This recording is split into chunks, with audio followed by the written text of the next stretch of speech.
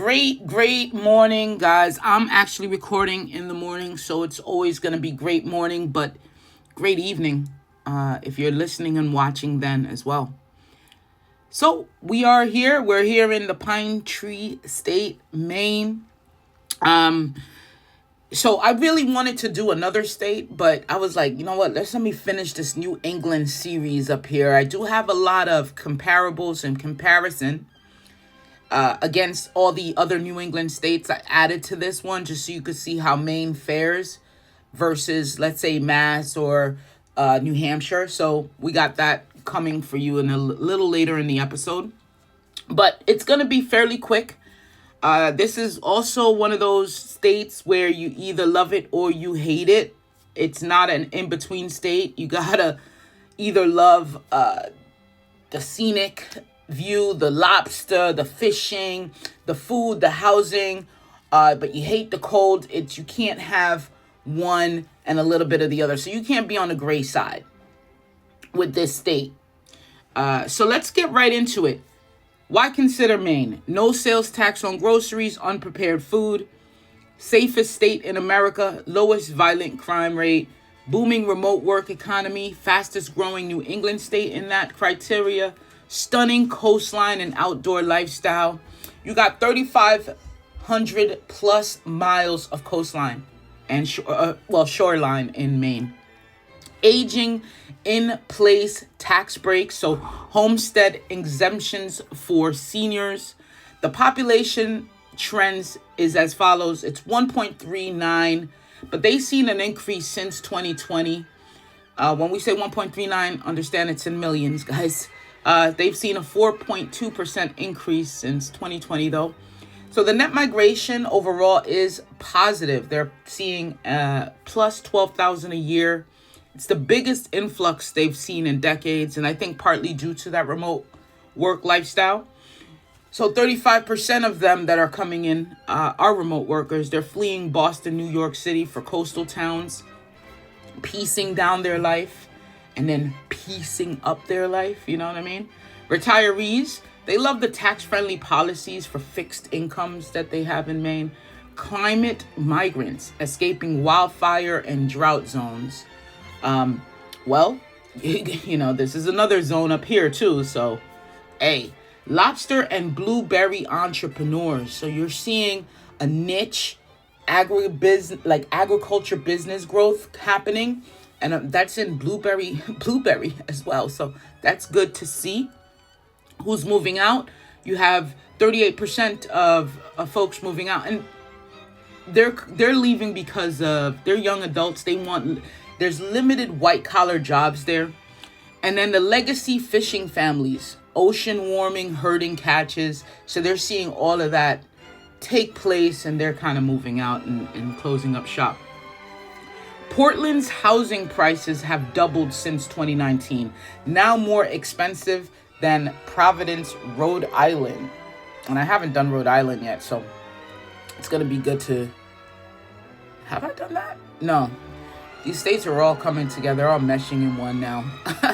Maine's median age is 44.8, so it's the oldest in the U.S. You know what the youngest is? Utah, with 31.2, I believe, is the median age there. All right, so job market and economy. Unemployment is below New England's average. It's 3.1%. Average salary is $58,000, lower but offset by no sales tax on essentials. Top industries that you're seeing is healthcare, because there's an aging population, so there's a high demand there. Tourism and hospitality, $8 billion that industry brings into Maine. Lobster and seafood, 15%, $1.7 billion yearly exports. Have you guys ever eaten at legal seafood? I only caught that in the Boston area. I'm not sure where that franchise came about, but it's really good. I like legal seafoods. All right, and also the top industry is tech too. We got the WEX, IDEX, and remote workers. All right. Economic red flags. Lobster catches down 30% since 2018 due to warming waters. Rural hospital closures. There's been 5 closures of these hospitals since 2020. Let's get into the median home price. Portland, you're going to come in. There's 2 higher than Portland. So this is probably Maine's really average. It's seen a 9% increase. That median home price in Portland is $550,000. The average rent is $2,200. So there's an inventory crisis happening. There's a trend, low inventory. And let's see where Portland is on the map. If you could see, it's by the lighthouse there. I think you could catch it if you're on I-95. Bar Harbor, $720,000 median home price. That's up 15%. And the rent there is the highest average. This is 1 bedroom, guys. $2,800. So there's been an Airbnb boom in Bar Harbor. So with that being said, rent is going to follow and be high. So it's kind of a little more luxury area there. And if you could see it, it's by that, I don't even know the name of that bird. Is it a duck? Is it a bird? I know it's probably some famous bird from Maine, but there it is, next to the lobster. So it's right on the coastline. Bangor, $245,000. That's up 5% year over year. The average rent is doable. It's at $1,300 a month. It's steady growth there. That's a little more inland. Lewiston, $220,000, $1,100 average rent. It's the last affordable city in Maine. All right, and then Kennebunk has the Boston commuters. That's up 600. That the median is 650,000, and it's up 12%. And that is Kennebunk. All right, let's move on. So there's a stat coming out that says 90% of the homes sold in Bar Harbor are now cash purchases. Wealthy out-of-staters. That Bar Harbor area seems to be popping, okay? Cost of living, income tax is between 5.8% to 7.15%. Progressive, but Social Security exempt. Sales tax, 5.5%, but no tax on groceries, prescriptions, or clothing. Property tax, 1.2 average. It's high.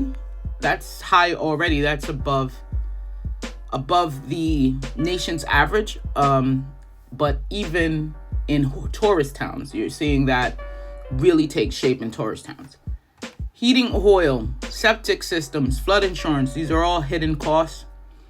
Crime and safety, the lowest in the U.S. Property crime rate, mostly Portland and Bangor, but it's low.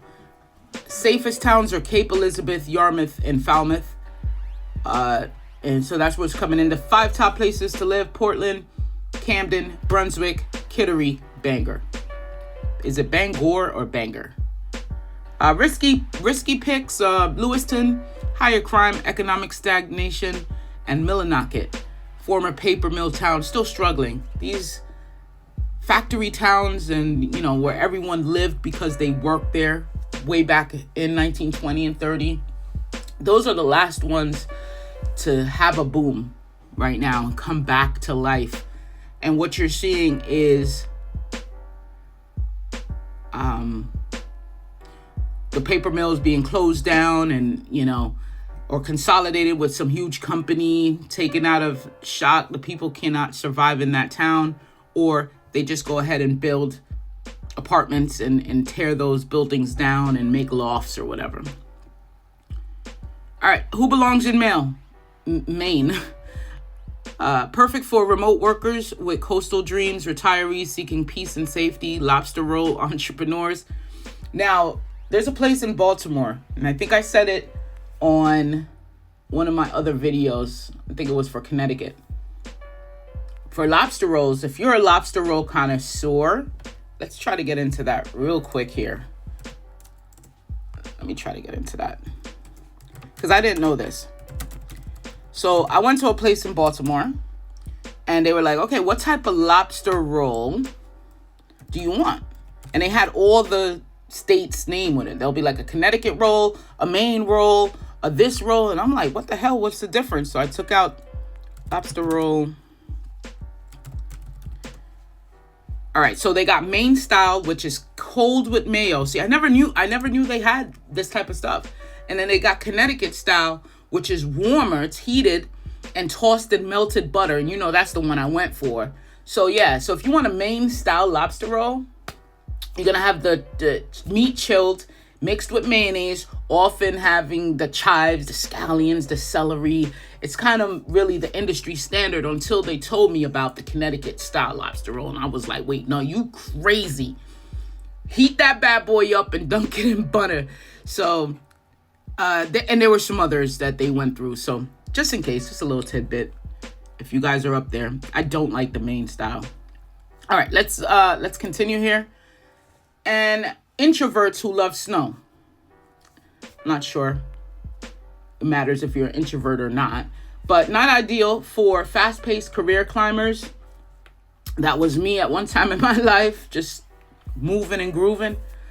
People who hate winter, 6 months of it, a clear winter, half a year. Anyone needing big city amenities. So it's definitely not for you. Now, so I added some of the entrepreneurial corporate. So there's a low corporate tax rate, and this is just competitive for small businesses. And then we kind of dissected it around the New England area. So it's 3.5% to 8.93%. So that 8.93% is a little higher, but the corporate income tax is flat, 3.5 on the first 350K of taxable income. So those progressive rates up to 8.93 is beyond that 350K mark. So small businesses, there is a push and an incentive, but it's an incentive to remain small, maybe, So the neighbors, that Massachusetts is 8.0, New Hampshire 7.6, Vermont is 8.5, and those are flat already. So it is a better corporate income tax situation in the New England area. All right, let's see if I have any other info to give about this.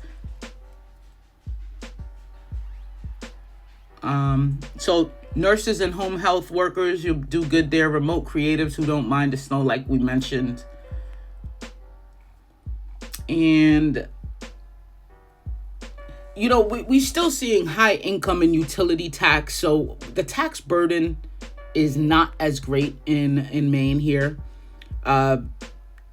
Housing is still affordable inland, not at the coastal. The coastal market is hot. The job market, remote work and healthcare demands really it. Labor shortages and weak manufacturing, of course. Public safety, it's definitely safe. I would give that a 8 out of 10. And the quality of life is definitely something else. It's out of this world. So there we have it. I think that's it for Maine. If you have more, maybe something that I didn't mention here, like I said, this one was going to be a quick one. It's the Pine Tree State. You either hate it or you love it. All right, guys, I'll catch you in the next one. Peace.